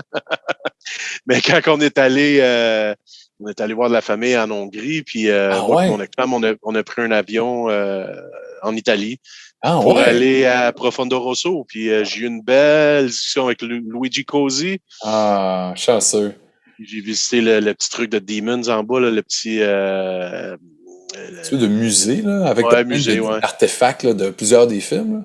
Je te le dis, si tu vas là-bas, tu vas réhypothéquer ta maison. Là. C'est un de mes... tu sais, dans avoir un rêve d'aller visiter là, c'est un peu gros, là, mais tu sais, vraiment dans mes souhaits, tu sais, si j'ai l'occasion d'aller en Italie, c'est clair, je vais à Rome, je vais au Profondo Rosso Store. Mes amis qui est allé, il m'a amené un poster signé par Luigi Cozzi, qui est un réalisateur quand même, qui a réalisé quand même une couple de films cool. Tu sais, moi, j'ai bien aimé Contamination. J'adore ce film-là. Avec Louise Marlowe, québécoise. Puis Star Crash, qui est un rip-off de Star Wars, avec Caroline Munro. Tu sais, il est le fun, Luigi Cozzi, puis c'est son magasin qui est copropriétaire avec Dario Argento. Tu sais, si vous allez en Italie, messieurs, dames, qui nous écoutez, allez là, c'est tout petit, hein, je pense. Non, mais c'est pas que c'est petit, c'est que c'est tellement... C'est comme, mettons, c'est ça. Il y a une tablette que tu peux juste mettre 100 DVD, mais lui, il en a mis 200, tu sais. Il y a des affaires, c'est plafond, tu rentres là-dedans, puis moi, je dormirais là, genre, tu sais, ça serait ma chambre, ça, là. Ça n'a pas d'allure, là. Tout l'art qu'il y a là, incroyable. Justement, tu dis la Québécoise qui jouait dans le film, ça me fait rire parce que ça me fait penser que j'ai réécouté Daughters of Darkness dernièrement. Ben oui! Avec... Daniel Ouimet. Ben oui. Es-tu belle dans cette... Oh my God, c'est incroyable. incroyable. Puis voir les extras avec elle qui parlent, puis là, tu vois son petit accent. Elle parle en anglais, mais elle a quand même, tu le vois qu'elle est québécoise. J'adore ce film-là. Incroyable. Puis, je l'ai rencontrée, elle faisait... c'était une version restaurée par Éléphant, là, de Québécois, du film L'Initiation. Puis c'était présenté à la Cinémathèque québécoise. Puis là, je vais aller voir ça. J'ai jamais vu ce film-là. Puis je vais aller faire signer ma cassette de Daughter of Darkness. Tu sais, un film... c'est un film de belge. C'est-tu belge? Ouais, belge, italien, puis allemand, je pense. Ouais, c'est ça. C'était tourné en allemand, je pense, en tout cas. Puis elle disait que c'est vraiment dans ses films, c'est vraiment dans ses films préférés qu'elle a fait, parce que c'est un peu un film d'horreur, un peu de fantastique, la Comtesse Bathory, tout ça, mais c'était un beau sensuel, sexuel. Ouais. C'est un très bon film. À toutes les fois que je regarde ce film-là, je l'aime de plus en plus. C'est ça que j'aime. Des fois, tu regardes un film au cinéma, tu l'adores, puis là, tu le réécoutes quand tu l'as acheté en DVD, puis t'es comme, qu'est-ce que... Tu sais, t'es pas certain, mais moi, j'aime quand c'est le contraire. Tu le regardes une fois, OK, c'est cool. Tu le regardes une autre fois, tabarnouche, c'est pas mal meilleur que je pensais. Puis là, plus que tu l'écoutes, plus que tu comprends. Puis moi, c'est un des films de même pour moi. Ce film-là est incroyable. Puis c'est ça aussi, les collectionneurs, parce que, tu sais, t'es collectionneur, tu sais, c'est comme ça qu'on a connecté jadis, justement avec le métal, avec votre band, Dope Throne que t'avais à l'époque, mais la passion que t'avais pour l'horreur, mais aussi le côté collectionneur, tu sais, dans le band, t'étais le collectionneur, puis là, on a commencé à se parler d'édition, tout ça, puis ça a marché tout de suite, tu sais. C'est quoi ta relation avec la collection aujourd'hui? Comment tu consommes ton horreur? Est-ce que t'en achètes autant? Comment ça fonctionne pour toi? Écoute, tu sais, moi, j'étais, d'ailleurs, j'en reparle, j'étais marié, j'avais une maison, j'avais une grosse collection. J'étais chanceux parce qu'on faisait beaucoup de tournées européennes. Fait que j'arrivais tout le temps avec 20, 30 DVD, puis des trucs, éditions pas possibles. Ouais, des éditions, tu sais, qu'on n'aurait pas pu pogner. Puis, tu sais, moi, j'ai un Blu-ray All Region, fait que j'achetais n'importe quoi, n'importe où, tu sais. Là, quand que je me suis séparé, le vendre la maison, blablabla, puis là, j'ai eu des trucs avec mon ex-job. Puis là, j'ai commencé à faire juste la tournée avec Dope Throne pendant un bon 2 ans. Fait que, il a fallu que je me départisse de beaucoup de trucs. Fait que j'ai comme fait la paix avec le fait que j'ai perdu ma collection originale. Puis je me suis dit, c'est juste, mes enfants sont en santé, ma vie va bien. Fait que, c'est du matériel, c'est pas grave, je rebâtirai. Puis on dirait que j'ai pris plaisir à rebâtir. Puis est-ce que tu es plus sélectif, j'imagine, un peu, hein? C'est ça. Là, je connais plus mon affaire. Fait que, tu sais, je sais où mettre mon argent. Je sais acheter, ou, tu sais, quand ils disent double dip ou triple dip, je sais à peu près quand m'arrêter. Je sais qu'est-ce que ça vaut. Je sais, tu sais, je suis capable de négocier. J'achète beaucoup sur eBay en passant. Moi, je suis un fan fini de Anchor Bay encore aujourd'hui. Ben oui, c'est les premiers qui nous faisaient des belles éditions, là. J'aimerais ça, à un moment donné, quasiment avoir la collection complète Anchor Bay, là. Mais en cassette ou en DVD? J'ai des cassettes et des DVD. J'ai beaucoup de cassettes et en DVD, mais tu sais, est-ce que tu dis sur eBay, mais est-ce que tu échanges des collectionneurs? Est-ce que tu vas tu sais, genre dans des marchés aux puces ou le marché aux puces que j'allais, c'est celui que tu allais toi aussi. Saint-Michel ou? Ouais, non, mais celui-là, qu'à chaque mois d'avril, là. Ciné Bazar. Ciné Bazar, je pense qu'il n'y en a pas eu depuis 2 ans, là, je pense. Ciné Bazar, pour ceux-là qui nous écoutent, qui sont jamais allés, là, c'est dans un centre communautaire sur Saint-Joseph, organisé par Mediafilm. Puis, c'est plein d'exposants, plein de collectionneurs. Professionnels ou c'est des collections personnelles souvent qui vont justement vendre leurs trucs qui ont en double, en triple ou qui veulent juste aller acheter des trucs avant tout le monde parce que quand tu es exposant, les fois que j'étais là, je suis sorti avec au moins 30-40 DVD à chaque fois là. Oui. Parce que tu sais, je me préparais à l'avance là, je me faisais un budget, je savais dans 3 mois ça s'en vient donc. Mais là, tu sais, comme là, j'ai rebâti beaucoup, puis je suis content de la façon que j'ai rebâti. Je suis content de mes trucs. Je trouve que collectionner, c'est une belle passion. Puis tu sais, tu le sais, tout ce que j'ai ici, puis tout ce que tu as, c'est revendable. C'est pas de l'argent perdu. Là. C'est pas. S'il faut qu'à un moment donné, il faut qu'on s'en débarrasse, on peut vendre ça très facilement. Là. Ah oui, ben tu sais, moi je suis abonné à des groupes Facebook de collectionneurs de VHS, puis je vois des gens qui veulent justement avoir tous les titres de cette maison d'édition-là, mettons, Triangle, tu sais, là, genre qui éditait des cassettes dans les années 80. Puis ou tu sais les grosses boîtes, tu sais, il y a différents types de collectionneurs qui trippent sur un format en particulier, puis sont prêts à mettre des centaines de dollars pour une cassette qui va peut-être genre le tape péter dans leur vidéo la semaine prochaine. C'est particulier quand même. Tu sais, c'est la rareté, c'est les versions françaises, tout ça. Tu sais quoi, c'est de la sécurité. C'est de la sécurité parce que quand tu étais jeune, tu avais ce cassette-là, tu étais content de l'avoir, tu te sentais bien. Là, tu l'as plus, puis tu veux, tu te sens bien. C'est comme, tu sais, c'est comme j'ai la cassette, je me sens bien. C'est de la sécurité. Ouais. Ben, moi, je me sens un peu comme un archiviste. Tu sais que je parlais de vidéodisque, là, puis moi, quand je suis tombé sur ce lot-là, ma blonde m'a poussé, elle a dit, hey, tu peux pas laisser passer ça. Tu sais, c'est beaucoup, mais quand est-ce que ça va se reproduire, ça? Des vidéodisques, ça existe à peu près plus. Ouais. OK, il faut que tu aies un partner qui est compréhensif aussi, là. Je suis assez chanceux. Mais sinon... je te le confirme, t'es chanceux. Mais tu sais, on parle beaucoup de vieux films. Hein? Est-ce que tu écoutes des nouveaux films? Est-ce que tu consommes des films récents aussi? Est-ce que oui, j'en regarde, oui. Sauf que je fais mes recherches. Je regarde tout le temps le trailer, soit sur YouTube ou je sais pas quoi, mais je regarde surtout les commentaires aussi. Tu peux vraiment... souvent, c'est des niaiseries, les commentaires, là, on se le cachera pas. Il y a des trolls partout, là. Mais ça donne quand même une idée. Puis je regarde souvent aussi s'il y a des entrevues ou s'il y a des biographies du réalisateur, des trucs comme ça. Parce que moi, j'aime ça du contenu. Oui, des fois, j'aime ça du niaiseux, comme du trauma et des affaires de même, mais j'aime le cinéma. Je veux que le film me donne une expérience. Je veux que ça change un peu ma vie. Genre, je veux que ça. Je sais pas comment. Je veux que ça fasse un impact. Là. Donc, c'est sûr que je fais beaucoup plus de recherches qu'avant. Là, avec l'Internet, dans le temps, là. C'est plus facile. Tu disais, j'ai une belle pochette, moi l'acheter. Puis t'arrivais chez vous, c'était un film de merde. Là.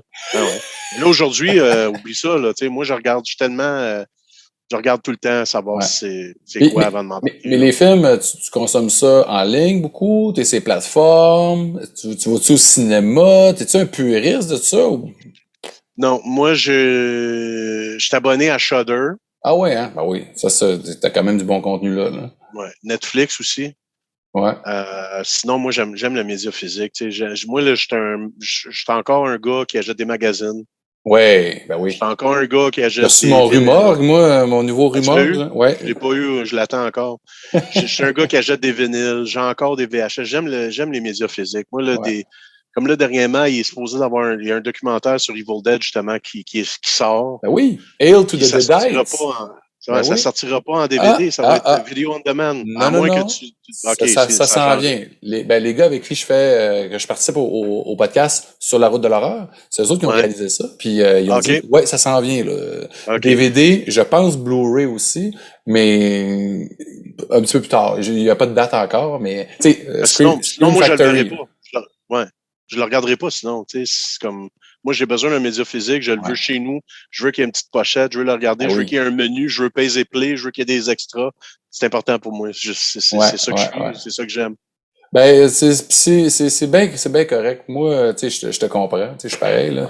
Mais, tu sais, je suis omnivore, tu sais, je vais écouter les films, tu sais, sur justement, les plateformes, tu sais, Netflix, tout ça, mais si j'ai vraiment aimé le film, j'en veux plus. Puis souvent, les extras, on les a pas sur les plateformes.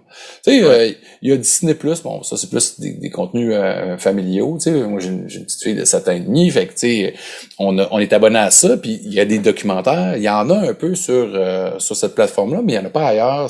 Je pense Criterion, ça c'est une autre plateforme. Mais, à un moment donné, il y a une limite au nombre de plateformes qu'on peut s'abonner. Là, ça vient coûter cher. Mais là, pas mal toutes les compagnies là. Qui sont les bonnes compagnies qui se respectent, là, comme mettons Arrow. Oui, il y en a une plateforme. Ouais, c'est ça, ils ont des plateformes, puis tu sais, c'est incroyable, mais donne le goût. Moi, je pense que les fans de Arrow, puis mettons Shameless aussi, tu sais, la belle gang de Boy Jones que j'adore, c'est ma plus belle collection. Ça, J'adore ça. Ça, le Shameless, pour ceux-là qui n'ont jamais vu ça, c'est une collection qui est britannique, si je m'abuse. Ouais, ça vient du UK, ouais. Puis c'est des films d'exploitation, des films d'horreur, c'est assez trash, on est très dans le cinéma adulte. C'est juste euro, par contre. C'est juste euro, quasiment pas mal tout italien. Parce que c'est Guy Lao, c'est La boîte est jaune, donc c'est Guy Lao, c'est jaune, donc c'est pas mal tout du cinéma italien, soit vampire, zombie, policier même ou. Mais tu sais, ils sont allés chercher des films qui avaient disparu pratiquement. Tu sais, c'est ça qui, c'est un peu ça la mission de ces boîtes là. Tu sais, comme tu parles de Arrow, tu sais, Synapse, toutes les Severin, ils trouvent des films qui ont pas été repris par les majors, puis qu'on savait même pas. 4K, des fois. Ça n'a même pas d'allure. Je vois des films qui sortent comme, non seulement ça sort, mais ça sort en Blu-ray 4K. Mais, c'est comme, wow. Tu sais, en même temps, des fois, je me dis, certains films sont tellement trash qu'ils mériteraient même pas de se faire aussi nettoyer que ça. Tu sais, c'est des films sales. J'ai une question pour toi. Tu sais, justement, moi, je trouve qu'il n'y a pas une version à date que j'ai regardée de Texas Chainsaw Massacre en DVD qui rend justice vraiment à qu'est-ce que Texas Chainsaw Massacre est supposé d'avoir de l'air, les couleurs puis tout ça. J'ai jamais vu. Il n'y a pas un DVD, je trouve, à date moi, on dirait Texas Chainsaw Massacre, pour moi, il faut que je l'écoute en VHS. Ben, parce que tu sais, tu comprends ce que je veux dire? Oui, je comprends pleinement parce que ce film-là, c'était shooté en 16 mm. Il n'y en a pas de détails. Là. C'est du 16 mm qui ont blowé en 35. Tu peux pas nettoyer ça. Ben non. Fait que tu sais, peu importe qu'est-ce qu'ils essaient de faire, ils vont jamais en trouver du détail parce que ça n'a pas été imprimé. Fait que oui, en VHS, ça marche. Ben tu sais, tous les formats, moi, ça me dérange pas, mais c'est parce que aussi, nous autres, c'est la nostalgie. Les premières fois qu'on l'avait écouté en VHS, le film était délavé parce qu'il avait été écouté quand même quelques fois. Ouais. Fait que ça fait plus peur, je trouve. Ben oui. Ça fait plus peur. Parce que tu voyais encore plus rien. Fait que ta tête, là, elle faisait toute la job, là. Tu sais, comme le monde qui pense qu'ils ont vu un carnage quand ils ont vu le premier Chainsaw Massacre. Mais fuck, il y a juste Leatherface qui se coupe la jambe un peu. Il y a trois gouttes de sang. Ouais, c'est vrai. C'est ça le génie du cinéma. C'est ça la magie du cinéma parce qu'ils nous font accroire des affaires. Psycho. Le monde pensait qu'il avait vu la fille se faire poignarder à mort dans la douche. Mais le montage, là, il y a un moment, 1 milliseconde où tu vois le couteau planter un peu dans la fille, mais c'est le cri, c'est le sang, c'est le drain. Tu sais que c'est pas c'est du lait au chocolat. Hein? Ouais, c'est ça. Mais c'est vrai, c'est ça, c'était du lait au chocolat. Du lait au chocolat. Puis Evil Dead, c'est du sirop de maïs, là. Fait que, tu sais. Mais Psycho, là, juste te dire, j'ai entendu une rumeur quelque part, là, qu'apparemment, c'est le premier film à montrer une toilette au cinéma. Une fille, ça l'avait choqué du monde. Il y a une toilette, t'inquiète pas, tu vois la toilette. Non, la fille, elle est sur la toilette, puis elle flush, je pense. Là, Puis ça avait choqué du monde, plus que la scène qu'elle se fait tuer, tu sais. C'était... le monde a changé, hein. Puis j'étais en train de lire le Mad Movie spécial Psycho, justement. C'est le premier film qui montrait un couple après l'amour. Tu sais, la fille est en brassière, puis en bobette, avec son chum et en chest, puis c'est post-coït. Puis, genre, le monde était troublé. Tu sais, c'est comme, ah ouais, on voit, tu sais, c'est coquin. Puis là, t'as vu une couple de fois en brassière, c'était 1960, là, tu sais, c'est... Il avait jamais rien vu. Hitchcock est incroyable, là. Sérieux. Ça m'a donné le goût de tout réécouter les films, puis ma blonde, elle aime beaucoup Hitchcock aussi. Mais là, je veux retourner quand même. On va aller à tes bests, là, tu sais. Là, j'avais une question, es-tu nostalgique de l'époque des clubs vidéo, mais j'ai pas besoin de t'apposer. Je sais que oui.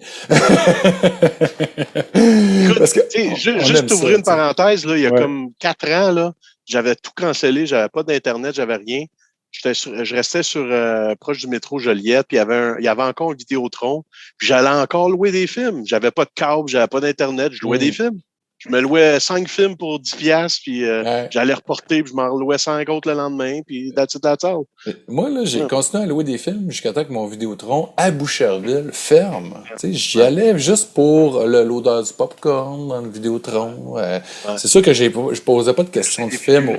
Des fois, tu sais, il y avait souvent des figurines, des trucs comme ça. Je posais pas de questions aux commis, là, parce qu'on s'entend que les flots qui travaillent au Vidéotron, là, c'est pas des cinéphiles. Là, tu sais, là, c'est pas comme aller à la boîte noire ou aller au 7 7e, tu sais. Tu rencontreras pas le prochain Quentin Tarantino. Non, ça c'est clair. Mais, tu sais, on va y aller avec tes bests, OK? Je vais y aller avec, mettons, y a-tu, tu sais, on n'a pas parlé de séries pendant tout. Est-ce que des séries horrifiques, y en a-tu que t'aimes, que t'as aimé, que tu suggérerais ou pas? Je suis pas très, très, très fan de séries. Tu sais, c'est sûr qu'il y a des séries comme, tu sais, on ne cachera pas. Moi, Sopranos, j'ai aimé ça. C'est pas horreur, mais tu sais, des séries comme Breaking Bad aussi, j'ai bien aimé ça. C'est pas horreur. Tu sais, Walking Dead, je les ai toutes vues, là. Je regarde tout le temps, mais à un moment donné, c'est redondant. Je suis un petit peu curieux de voir qu'est-ce qu'ils vont faire, par contre, parce que là, c'est quoi? Ils sortent 2 films, je pense, c'est ça, pour finir tout ça. Walking Dead, je sais pas. Moi, j'ai décroché après la 3e saison. Moi, je tripais sur la BD. J'ai vraiment aimé la BD, là, avant que ça sorte tout ça, là, avant? Mes chums, j'ai des chums qui traitent beaucoup BD, fait que là, on a vraiment au début, on a flashé là-dessus, puis noir et blanc, il y avait le Phil Romero, les personnages étaient bons. C'est la seule fois dans ma vie qu'une bande dessinée, j'ai eu de la peine quand le personnage mourait, là, tu sais. Ça arrivait souvent, tu sais, dans Walking Dead, ils meurent tous, Chris. Mais, et puis ils nous surprennent aussi, parce que, tu sais, tu penses que, ça peut pas arriver, tu sais, une femme enceinte, tu sais, whatever, tu sais, c'est assez, c'est graphique, mais c'est une bande dessinée. Puis là, je lisais, puis je m'attachais au personnage, puis j'étais comme, cette année, j'avais vraiment de la peine. Puis là, le film, la série, j'ai trouvé que, je sais pas, les acteurs étaient pas bons. Puis je me suis acharné pendant 3 saisons. Il y a bien du monde qui l'ont aimé, cette série-là, puis c'est bien correct, puis tu sais, je trouve que ça a été super bénéfique pour la télé en général, parce que du gore à ce point-là sur une télé généraliste aux États-Unis, ça a ouvert la porte à plein d'affaires. C'est vraiment, c'est génial d'avoir des films d'horreur qui passent à heure de grande écoute comme ça. Mais vite de même, là, je sais pas si tu as vu sur Netflix la série qui s'appelle Black Summer. Non, j'ai entendu parler, par exemple. La première saison, j'ai adoré, je l'ai regardé d'une shot. Genre 8 épisodes de 45 minutes. La 2e saison vient de sortir il y a pas longtemps. J'étais très, très, très... j'avais hâte. Ah ouais. Parce que ça se passait dans l'hiver. Puis moi puis toi, je pense qu'on partage l'amour de films d'horreur qui se passent dans l'hiver. Comme The Thing. Justement à cause de un de mes meilleurs films, justement. Un beau steelbook de The Thing ici. Hein? Steelbook, 3 DVD, je pense que c'est Scream Factory, là. Ah ouais. C'est un chef-d'œuvre absolu, tu sais, puis il y a pas un épisode à date qu'il y a personne qui mentionne John Carpenter, tu sais, là. Puis The Thing, souvent, c'est comme un des films préférés de tous les temps de tellement de monde, c'est un film d'horreur préféré, là. C'est tough, c'est difficile à battre, tu sais. Je pense que ce film-là, puis on passera à un autre sujet après, parce que je n'ai tellement parlé avec plein de monde, mais c'est la noirceur de ce film-là, la paranoïa, puis c'est tellement un film de pandémie en plus. Ouais, tu sais, on est tous pognés, là, tu sais, t'es isolé, puis il y a un virus, tu sais, là, c'est comme, c'est un film de pandémie. Là. Moi, je l'ai écouté, là, cet hiver, là, puis j'étais stressé. C'est juste le fait aussi que ce film-là, il n'y a pas de femmes, c'est juste des hommes. Fait qu'on dirait qu'ils sont en prison, tu sais, on dirait que tu sens comme si c'est des prisonniers. Puis là, personne ne trosse personne. Moi, c'est un chef-d'œuvre, ce film-là. C'est incroyable, ce film-là. Bien meilleur que E.T., là. Ça a sorti en même temps. La même année. Ouais, puis E.T. il a tout mangé. Ben oui, mais tu sais, c'est parce que, tu sais, c'est grand public. Moi, je pense que c'est un des premiers films que j'ai vu au cinéma, E.T. Tu sais, The Thing, ça a pris l'effroyable chose en français au jeu vidéo. Moi, E.T., c'était mon ma première amour, c'était Drew Barrymore, là. Elle était toute cute, là, toute petite, là. Tu sais, j'avais son âge dans ce temps-là, hein, en passant, là. Ah ouais, hein? Je la regarde pas aujourd'hui de même. Je la regardais dans les yeux de mon petit gars que j'étais, là. Mais tu sais, c'est ça. C'est incroyable. Mais je sais que toi, t'es un maniaque de John Carpenter, ça, tout le monde le sait, là, je le sais, toutes les fois qu'on parle. C'est parce qu'il y a pas eu la reconnaissance qu'il mérite, ce gars-là. Tu sais, il a tellement été influent, puis tu sais, tout le monde dit Halloween, premier slasher, tout ça. Ouais. Mais, hey, The Thing, tu sais, ce film-là, ça a été un flop total au début. Tu sais, ils ont mis plein d'argent là-dedans. Fait que là, ça a un peu scrappé sa carrière. Tu sais, au début, tu sais, là, il y avait beaucoup d'attentes, tu sais. Puis tu sais, The Fog, tu sais, on s'entend que c'est comme un film d'auteur. Ben oui, c'est bon. C'est smooth, c'est lent, tu sais. Après ça, Escape from New York, c'est comme excellent, mais c'est tellement weird, tu sais. Le monde, il savait pas trop c'était quoi. C'est un film de science-fiction, c'est un film d'action, un film post-apocalyptique. Mais ça colle. Tu sais, c'est Kurt Russell, c'est Snake Plissken, c'est écœurant. Jack Burton, They Live. Des livres, c'est très bon. La bagarre, là, tu sais, là, qui dure 10 minutes en courant. Ils se battent en courant dans les rues. Tu fais comme, avec Roddy Piper, en plus, c'était comme, wow, tu sais. Non, mais tu sais, c'est ça, puis... Mais tu sais, si on peut parler d'un réalisateur, là, vite, là, parce que je pense qu'on s'en va... On s'en va vers la fin de l'heure, ouais. C'est important d'en parler parce que c'est un Canadien, puis c'est David Cronenberg, là. Je pense que ses 6 premiers films, là, c'est des chefs-d'œuvre. Moi, j'adore Videodrome, Shivers, Rabid. Moi, c'est The Brood. J'adore The Brood, ce film-là. Ouais. Oh my God. Puis, tu sais, le pire, c'est que c'était tout filmé pas mal à Montréal aussi. Fait que, tu sais, des fois, tu peux voir un peu des vieux immeubles. L'île des Sœurs. Ben oui. Il y a Place Alexis Nyon. Tu sais, c'est cœur. Non, mais. C'est incroyable, ce gars-là. The Fly, tu sais, on donne, oui, c'est incroyable, ce film-là. Là, ça n'a pas d'allure. D'ailleurs, c'est le seul film que mon fils a eu peur. Ah ouais, The Fly. Ouais, c'est le film vers la fin, vers la fin, puis. Je pense quand il se regardait dans le miroir, tu sais, quand il se regarde dans le miroir puis il perd ses ongles, je sais pas quoi, là. Mon gars me regardait, il était, j'aime pas ça, papa, genre. Parce que moi, que je fais, tu sais, c'est mes enfants, je leur montre au moins les making-of. Ils savent que c'est du théâtre. Tu dédramatises ça, là. Ben oui, c'est de l'art, puis tout, ça existe pas. Un gars, ça se transforme pas en bébite de même, là, il sait, là. Mais il a eu peur, là. Il m'en a parlé une couple de fois, puis il va s'en rappeler toute sa vie, puis peut-être que il va faire un podcast dans 20 ans, puis il va parler de moi en disant ça. Oui, parce que ce qu'on se rend compte, c'est que la majorité des fans de films d'horreur aujourd'hui, tu sais, qui persistent là-dedans, tu sais, qui passent 30, 40, ben, ils ont écouté trop jeunes. Ils ont été un peu traumatisés, jeunes, mais ils en voulaient tout le temps plus. C'est comme une dope, hein? Un autre film que je sais que t'adores, c'est l'original Alien. Okay? Oui. Moi, je me rappelle, j'étais assis avec mon père, genre, on regardait la TV, puis mon père s'endort. Là-dessus, il y a des bouts qui sont plus calmes dans le film, hein, quand même. Ouais. Non, avant que ça soit le film qui commence, il s'endort. C'est lui le king de la manette, voyons donc. Tu sais. Donc là, il dort. Moi, je pogne la manette, là, je change de poste. Tu sais. Puis je me dis, je vais pas me coucher tard, puis tout. Là, je mets un film.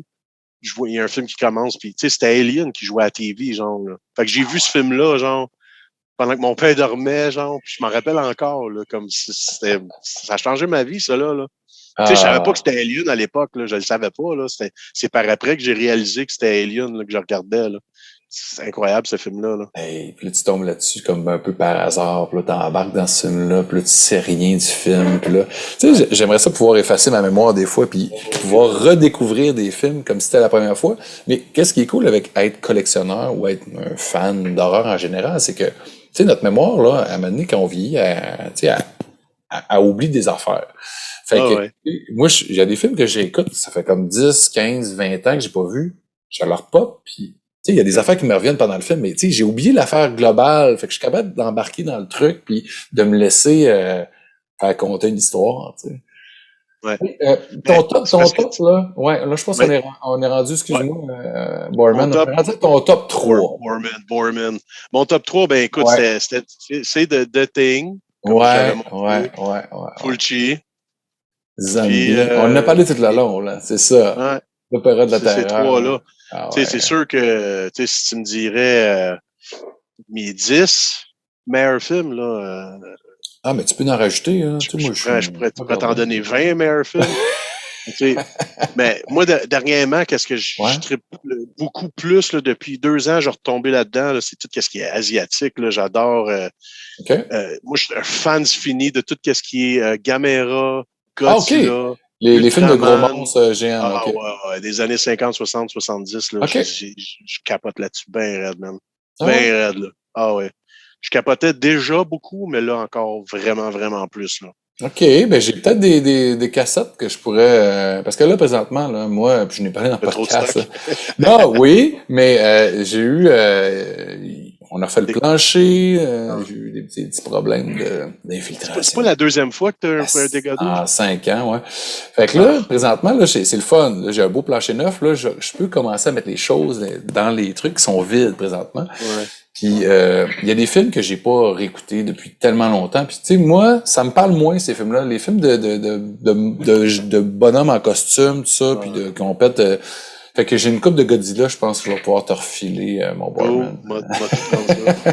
Hey, c'était vraiment le fun de se revoir aujourd'hui, puis de jaser de plein de belles choses là, qui lourdes et louches et horrifiques et bien dégueulasses, comme on les aime. Vraiment le fun. Lâche pas, puis on se reparle. Merci aussi, en passant, de la part de moi, Vince et Vic, d'avoir utilisé notre tune pour ton podcast. Non, merci à vous, là, tu sais, pour vrai. C'est du donnant-donnant, on t'aide, tu nous aides. tout le monde est heureux, t'es tellement fait pour nous autres, là, sérieux, t'as fait beaucoup, là. C'est un amour réciproque, puis tu sais, quand la musique est bonne, puis t'as une plateforme, tu sais, moi j'avais Howard, j'avais Rumor, tu sais, c'est comme, c'est là que t'en parles, des choses. Il faut être un porte-parole, justement, pour des gens qui le méritent. Puis, tu sais, en tout cas, si j'ai contribué à vous donner un peu d'exposure, je suis vraiment content parce que vous le méritiez. Puis, en plus, tu sais, on a continué à se parler depuis ce temps-là. Ça fait 10 ans, tu sais, qu'on s'échange des affaires, puis qu'on jase. Puis, c'est vraiment le fun. Fait en tout cas, je suis bien content de t'avoir eu sur mon podcast sur Metal Maniac. Metal Maniac! Un podcast que je m'amuse. Vraiment, là, depuis que j'ai parti ça, là, c'est du gros fun. Fait que on se reparle. Yes, sir. Salut à ta femme de ma part. Bonjour tout le monde. Yes, sir.